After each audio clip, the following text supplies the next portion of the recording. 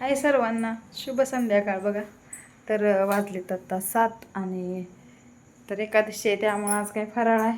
आणि भाजी बघा सकाळची बनवलेली तर गरम केली. मम्मी पण गेली आहेत मग अशी 4 वाजता. आणि मी म्हणजे तेल बनवायचं आहे मला केसांसाठी. श्रावची पण केस म्हणजे जरा वाढायला पाहिजे ती, आणि केस गळती पण जास्त व्हायला लागले आणि ड्राय पण झालीत. आणि मेन म्हणजे माझे खूप केस गळायला लागलीत, काहीच कळलं नाही. चला म्हणलं आता एकदाच मी तेल केलं तर परत काय तेल केलं नाही. तर सगळे थोडे थोडे आपले जे काही आपले झाडं म्हणजे आहेत ना, जास्वंदीची, कढीपत्ता वगैरे, तर सगळं तुम्हाला मी बॅक कॅमेऱ्याने दाखवते. तर थोडंसं 2 पॉकेट तेल, म्हणजे पॉकेटातलं तेल म्हणजे तर म्हणलं तर किती ग्रॅम आहे तर बघायला लागेल. पॅराशूटची 2 पॉकेट घेणार आहे आणि तेवढं थोडं थोडं बनवणार आहे. आणि कांदा पण एक घेतला आहे छोटासा, तर आपल्या लोखंडाच्या कढईमध्ये बनवायचं आहे. तर म्हणलं दाखवू आपण पण. माझ्या मैत्रिणी विचारत असे तर काय लावती तू तेल केसांना, म्हणजे भरपूर अशी तुझी जाड आहे ती, दाट आहे ती, गळत नाही ती असं. पण खूप गळायला लागलीत केस, कशामुळे झालं काय माहीत नाही, त्याचं कारण काही कळलं नाही. तरी पण म्हणलं आपलं घरगुती काहीतरी इलाज करावं. इतके म्हणजे असं केस धुतले तरी इतकं सगळी गळत असते, सोडायला तर नकोच वाटतं की असं होते. त्याच्यामुळं म्हणलं चला करावं. आणि मग शूट पण थोडासा घ्यावा, आपलं साधी सिंपल रेसिपी आपल्या मैत्रिणींना कळते, कारण विचारते तर म्हणलं चला सांगावं. बघणारे आहे त्यामुळे त्या बघते त्या आणि करतेल्या. असं पण सांगितलं त्या करत नाही, त्या ही कर ती कर असं म्हणजे पॅक वगैरे असं. आता मी लावते कधी कधी सगळं. आता मी त्यात तरी 2-3 प्रोडक्ट घेतली नाही ती त्यातलं म्हणजे घरगुती आपलं मेथी वगैरे सीड्स असे आहेत ना, ते म्हणजे भिजवायला लागते, त्यामुळे मी ती घेतलं नाही, ती कट केलं. आणि जेवढ्या आपल्या आता सध्या होणार आहेत ती घेतलं, डोक्यातच घेतलं, कारण भरपूर दिवस झालं करायचं म्हणते तर येऊ कसलाही नाही. तर ती महाग ठेवली कामं थोडी, पण म्हणलं आता करावं. फुलं पण दिसते ती, रोज फुलं बघून डोळ्याला वाटते तेल बनवावं, तेल बनवावं, पण वेळेनुसार बघा सगळं राहून जाते. त्यामुळं आता म्हणलं कसल्या पण परिस्थिती तेलाची पॉकेट पण आहे ती घरात, तर पहिलं तेल बनवावं पुरीसाठी पण, कारण आता केसांची खूप समस्या आहे सगळ्यांच्याच. त्यामुळं ते आपण जतन केली एवढी अशी पुरीची पण जाड असावी आणि लांब पण व्हावे असं वाटतं. त्यामुळं मग आणि माझी पण जास्त गळती, तर तुम्हाला न काय जास्त बोलता दाखवते आपलं काय साधं सिंपल काय आहे, काय काय घेतलं आहे आणि त्यातनं आपलं कसं तेल बनवायचं आहे.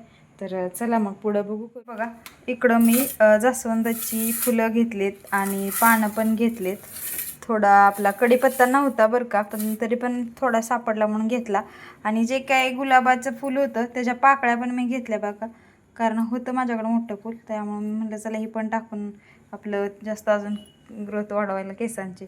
आणि इकडं कोरफड पण घेतली, ही पण तेलात तशी चांगली फ्राय तळून मस्त घ्यायची, त्याचं पण रस अंशोड हे होतोय.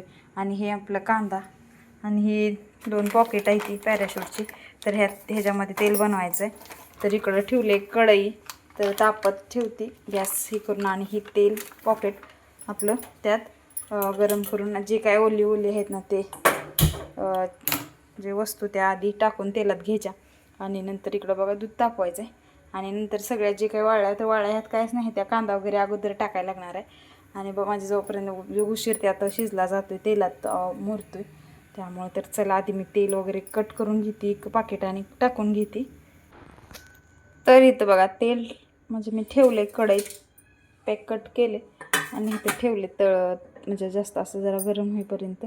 आणि त्याच्यामध्ये ना पहिला कांदा टाकून घेऊया आपण, जो की म्हणजे त्याला वेळ लागतो जास्त. त्याआधी आपण शिजवून घ्यायचं आहे तेलामध्ये जास्त, आणि तो शिजेपर्यंत वेळ लागणार आहे. ही कांदा शिजला की म्हणजे कोरफड पण सोबतच टाकणार आहे, दोन्ही सोबतच शिजेल. आणि 8 तास आहे, प्रत्येक गोष्टीला कष्ट आणि 8 तास हे असणारच आहे. त्यातनं पण आपण करायला पाहिजे. तर ह्याला थोडंसं चमच्यानं हलवून घेते.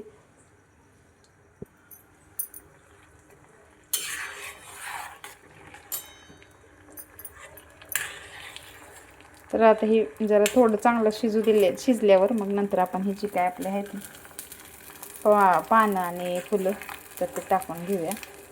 ते मोठंच राहिलं तर काय, तर भेटू पुढे.